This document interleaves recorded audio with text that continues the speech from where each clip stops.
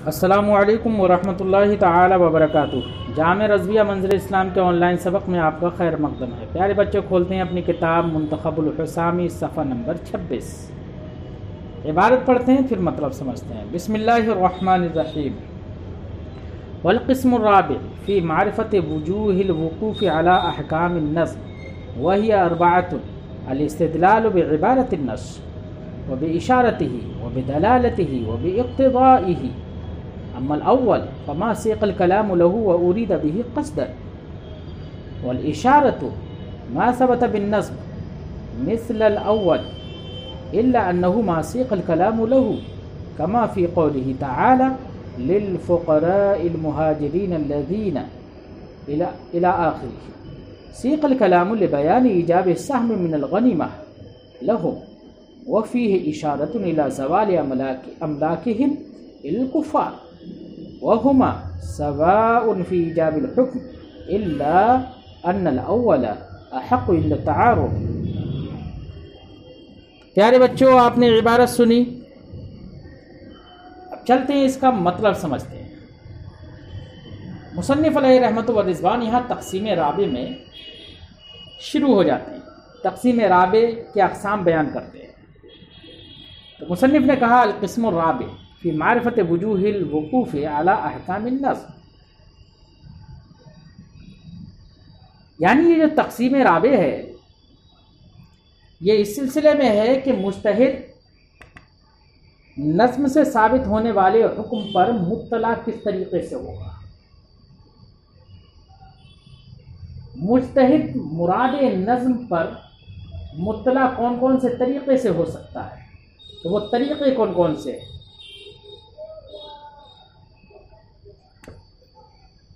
यानी कि नज़्म मुराद पर दलालत किस तरीके से करती है। आया कि नज़्म की दलालत उस माना पर इबारत के तरीके पर है या इशारत के तरीके पर है या दलालत या इख्तिज़ा। तो याद रहे, नज़्म के ज़रिए से हुक्म पर मुत्तला होना, जो भी तरीके से मुत्तला होना ये मुज्तहिद की सिफत है बच्चों।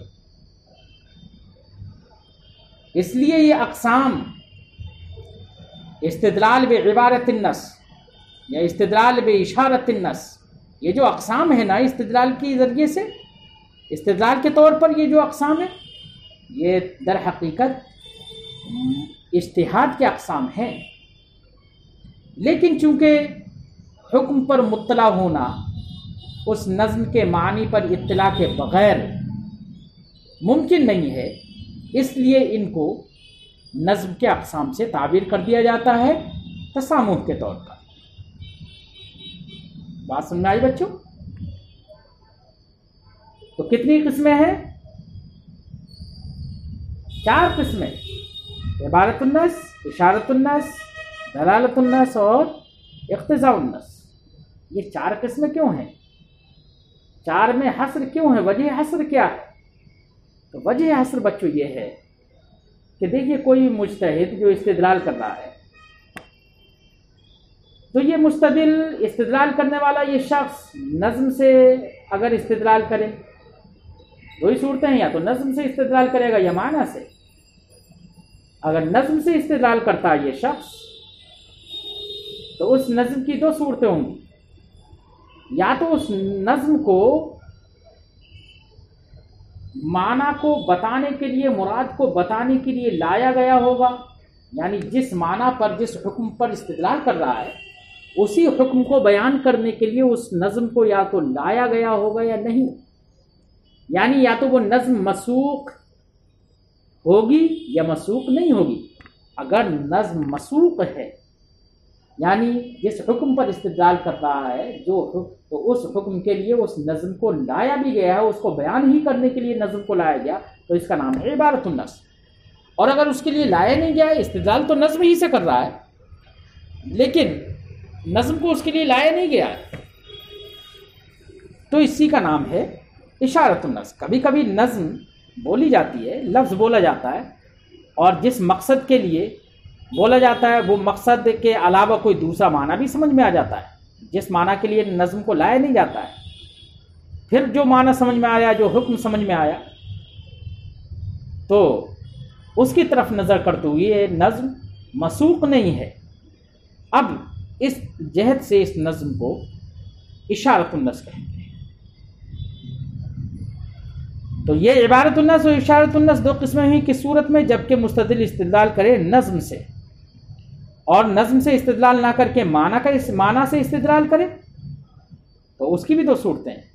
या तो वो माना बेहस्बे लुगत बग़ैर इज्तिहाद व फ़िक्र व गौर व खौस के नज़्म से समझ में आ जाएगा। क्या माना से अगर इस्तिदलाल कर रहा है तो वो माना उस नज़्म से समझ में आ जा रहा है लुगत के एतबार से बग़ैर फ़िक्र व इज्तिहाद के। तो ऐसे अगर ऐसे माना से इस्तिदलाल कर रहा है तो वो दलालतुन नस कहलाएगी। और अगर बेहस्बिल लुगत उसका मफहूम वो माना समझ में नहीं आ रहा है, बल्कि वो माना ऐसा है कि सेहत नज़्म उस पर मौकूफ़ है, उस माना को वहाँ पर मुराद लेना ज़रूरी है, वरना तो नज़्म दुरुस्त ना रहेगी। सेहत नज़्म उस पर मौकूफ़, शरअन चाहे सेहत नज़्म मौकूफ़ हो या अक़लन मौकूफ़ हो, तो इसी का नाम है इक़्तिज़ाउन नस। बच्चों, हर एक की तफसीर आएगी, तारीफ़ हर एक की आएगी। और अगर सेहत नज़्म भी मौकूफ़ ना हो उस पर, तो ऐसे इस्तिदलाल को इस्तिदलाल फासिद कहेंगे, इस्तिदलालात फासिदा कहते हैं, जैसे कि अनक़रीब इसका इंशाअल्लाह बयान आएगा। तो बच्चों, अब तक आपने वजह हस्र समझी।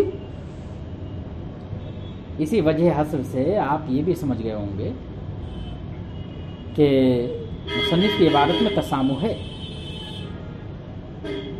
क्योंकि इस तक़सीम से हासिल होने वाली जो अक़साम है ना, वो तो इबारतुन नस, इशारतुन नस, दलालतुन नस, इक़्तिज़ाउन नस, बेअैनिहा बेज़ातिहा जो इबारतुन नस है ना, वो है।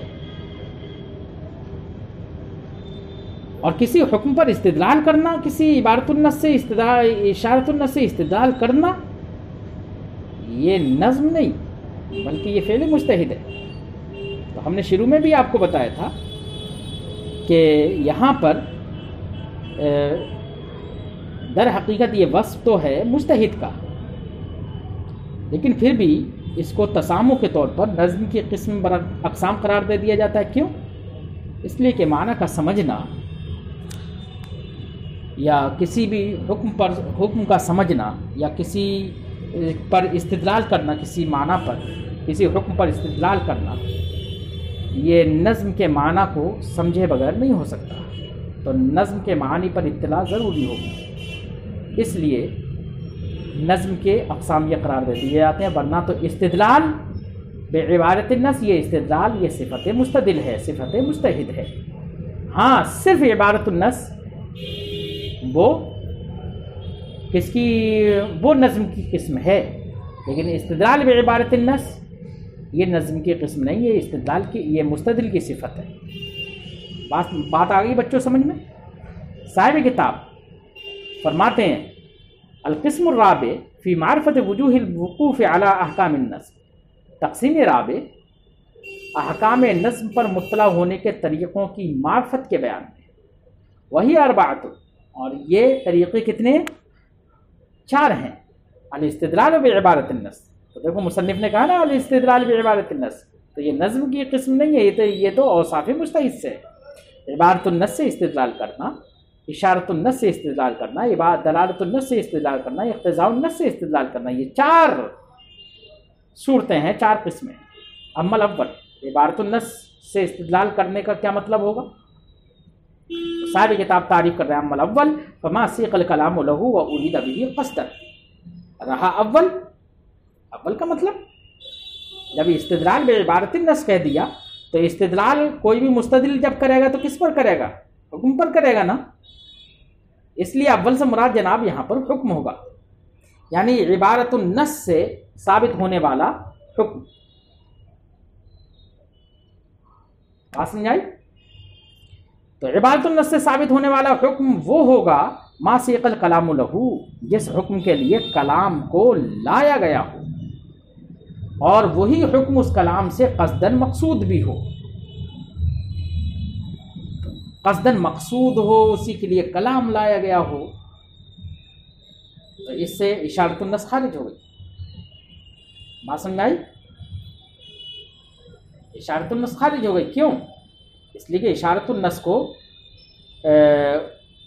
हुक्म के उस हुक्म के लिए लाया नहीं जाता है, और वो हुक्म उस इशारतुन नस से मकसूद नहीं होता है। इशारतुन नस से कुछ हुक्म दूसरा समझ में आ जाता है, लेकिन जिस हुक्म के लिए लाई गई है वो हुक्म मकसूद अलग होता है। इसलिए इशारतुन नस को खारिज करने के लिए कह दिया कि उरीदा क़स्दन, उरीदा बिही क़स्दन, ये कह दिया। बात समझ में आई बच्चों? इसलिए ये जहन में रहे। अच्छा, एक बात यहाँ पर हम और फ़ायदे के तौर पर बता दें कि कलाम की दलालत किसी माना पर नज़्म के एतबार से जो होगी दलालत, उसके 3 मरतबे होंगे। 3 दर्जे होते हैं दलालत के। एक दर्जा तो ये होता है बच्चों कि लफ्ज़ या नज़्म माना पर दलालत करे इस तौर से कि वो माना उस नज़्म से मकसूद असली हो। जैसे कि अल्लाह के इस फरमान में फ़नकिहू मा ताब लकुम मिनन निसाई मसना व सुलासा व रुबा, इस कलाम से मकसूद असली क्या है? वो तादाद ही को बयान करना है। तो यहाँ पर माना नज़्म का मकसूद असली है, तो ये भी कलाम की दलालत माना पर है नज़्म के एतबार से। और दूसरा ये तरीक़ा होगा दलालत का कि वो माना कलाम का मदलूल तो हो लेकिन मकसूद असली ना हो। यानी कलाम का कोई लफ्ज़ उस माना पर दलालत तो करता हो, लेकिन मुतकल्लिम का वो मकसूद असली नहीं है। जैसे कि मज़कूरा आयत ही में फ़नकिहू मा ताब लकुम मिनन निसाई मसना व सुलासा व रुबा से मकसूद असली से तो अदद बयान करना है, लेकिन फ़नकिहू ये इबाहत निकाह पर भी तो दलालत करता है। तो इबाहत निकाह ये फ़नकिहू का मदलूल तो है, लेकिन मकसूद असली नहीं है। ये बात समझ आई बच्चों? और तीसरी सूरत ये होगी कि नज़्म माना पर दलालत करे और वो माना मकसूद असली भी ना हो, मदलूल कलाम भी ना हो, बल्कि लफ्ज़ के मदलूल के लवाजिम में से कोई लाजिम हो। क्या हो? मदलूल के लफ्ज़ के मदलूल के लवाजिम में से कोई लाजिम हो।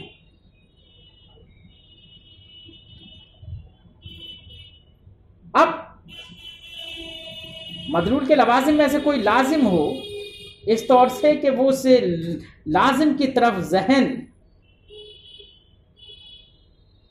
बगैर फिक्र व इज्तिहाद के पहुंच जाए। तो प्यारे बच्चों, ये एक तीसरा दर्जा होगा। जैसे मिसाल दें हम, आप कुरान ने फरमाया वला तकुल लहुमा उफ, माँ बाप को उफ भी मत कहो। तो उफ मत कहो, तो उफ ये इबारतुन नस से जो समझ में आया वो तो ये कि उफ मत कहो। क्यों? इसलिए कि तकलीफ दे बात होती है ना वो। लेकिन मारना पीटना, कोई कहे कुरान पाक में मारने पीटने से, गाली गलौज करने से तो मना नहीं किया गया। प्यारे बच्चों, गाली गलौज करना वो उफ के लवाजिम में से एक लाजिम है, बल्कि बढ़कर है वो। बगैर गौर व खौज के, बगैर फिक्र व नज़र के, बगैर इज्तिहाद के, वहाँ तक जाहिल से जाहिल आदमी समझ जाता है इस बात को कि जब उफ कहना गलत है तो मारना पीटना तो बदल जाता गलत होगा। बात समझाई बच्चों? क्योंकि वो लाजिम है लफ्ज़ के मदलूल के लिए। बात समझाई? तो हमारी इस गुफ्तगू से कि जो हमने 3 मरतबे बताए, इन्हीं 3 मरतबों से इबारतुन नस, इशारतुन नस और दलालतुन नस का सही मफ़हूम जहन में आ गया होगा। जहाँ पर मकसूद असली है वही इबारतुन नस है, जहाँ मकसूद असली नहीं है लेकिन मदलूल कलाम है तो वही इशारतुन नस है, और जहाँ पर मदलूल लफ्ज़ के लवाजिम में से कोई लाजिम है वो माने तो वो दलालतुन नस में आ जाएगा। बात समझ में आई बच्चों? अच्छा, साहिब किताब फरमाते हैं वल इशारा मा सबत बिन नज़्म, और इशारतुन नज़्म वो है जो नज़्म से साबित हो, यानी मदलूल लफ्ज़ तो हो, मदलूल नज़्म तो हो अव्वल की तरह, जैसे कि अव्वल नज़्म से साबित है वैसे ही दूसरा ये भी नज़्म से ही साबित होगा। इल्ला अन्नहु मासिक़ल कलाम लो, लेकिन कलाम को उससे माना के लिए लाया नहीं गया होगा, उस हुक्म के लिए लाया नहीं गया होगा, यानी मकसूद असली ना हो लेकिन समझ में आ रहा हो, मदलूल लफ्ज़ तो हो, जैसे कि आयत करीमा में बयान करते हैं। कमा फ़ी क़ौलिही ताला, जैसे कि अल्लाह के इस फरमान में लिल फ़ुक़राइल मुहाजिरीन अल्लज़ीना उख़रिजू मिन दियारिहिम, कि माल गनीमत फ़ुक़रा के लिए है। तो माल गनीमत का मसरफ़ बयान किया जा रहा है, क्योंकि इसका अत्फ़ बग़ैर हर्फ़ अत्फ़ के अल्लाह के उस कलाम पर है। क्या लिल फ़ुक़रा जो कहा गया है,